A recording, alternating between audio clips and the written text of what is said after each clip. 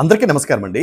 ఆంధ్రప్రదేశ్ రాష్ట్ర శాసన మండలిలో మొత్తం 58 స్థానాలు ఉంటాయండి. ఈ 58 మందిలో వైఎస్ఆర్ కాంగ్రెస్ పార్టీకి 32, టీడీపీకి 10, అలాగే జనసేన పార్టీకి 2, బీజేపీకి 1, గవర్నర్ కోటాలో 8 మంది, అలాగే ఈ స్వతంత్ర అభ్యర్థులు అంటే టీచర్ ఎమ్మెల్సీ అలాగే గ్రాడ్యుయేట్ ఎమ్మెల్సీ స్థానాల నుంచి 5గురు ఎన్నుకోవడం అన్నది జరుగుతుంది.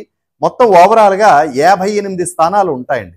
ఇందులో ఇప్పుడు లేటెస్ట్ అప్డేట్ ఏంటంటే వైఎస్ఆర్ కాంగ్రెస్ పార్టీకి చెందినటువంటి 6గురు ఎమ్మెల్సీలు తమ యొక్క వైఎస్ఆర్ కాంగ్రెస్ పార్టీకి అలాగే ఎమ్మెల్సీ స్థానానికి కూడా రాజీనామా చేయడం జరిగింది.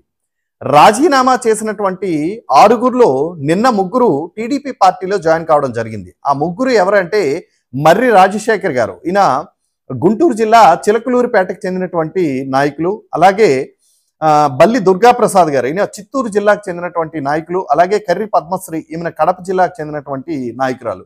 ఈ 3 కూడా నిన్న టీడీపీ పార్టీలో జాయిన్ కావడం జరిగిందండి.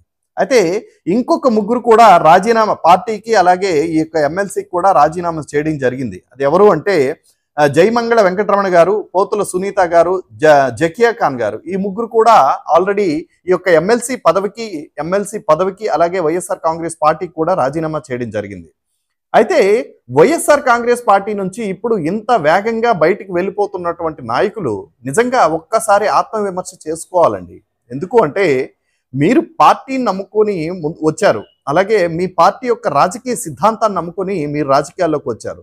మరి ఈరోజు పార్టీ ఒక గడ్డు పరిస్థితిలో ఉన్నప్పుడు బయటికి వెళ్ళిపోవడం ఏంటో ఒకసారి ఆ నాయకులు ఆత్మవిమర్శ చేసుకోవాలండి. అయితే ఇప్పుడు ఇమీడియట్గా వీళ్ళు టీడీపీలోనో లేదా జనసేన పార్టీలోనో లేదా బీజేపీ పార్టీలో చేరిపోవడం వల్ల ఇప్పటికిప్పుడు వీళ్ళేమో అద్భుతాలు సృష్టించేటువంటి పరిస్థితులు రాష్ట్రంలో లేవండి. ఎందుకంటే ఆల్రెడీ కూటమిలో 164 మంది ఎమ్మెల్యేలు ఉన్నారు.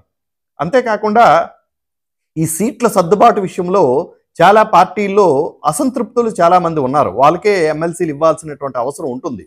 2027 వరకు కూడా ఇప్పుడు పెద్దగా ఎమ్మెల్సీలు ఫుల్ఫిల్ చేసేటువంటి అవకాశాలు కూడా ఏం లేవు. మరి ఈ యొక్క రాజీనామా చేసి రిజైన్ చేసి వెళ్తున్నటువంటి నాయకులు మళ్ళీ వాళ్ళకి ఆ పదవులు దొరుకుతాయా అంటే 100% కూడా చెప్పలేనటువంటి పరిస్థితులు. ఏమైనా ఒకరిద్దరికి అవకాశాలు దొరికితే దొరకవచ్చు. కానీ రాజకీయంగా కూడా ఈ పార్టీలు మారేటువంటి సంస్కృతికి నిజంగా నాయకులు చాలా దూరంగా ఉండాలన్నది నా అభిప్రాయం.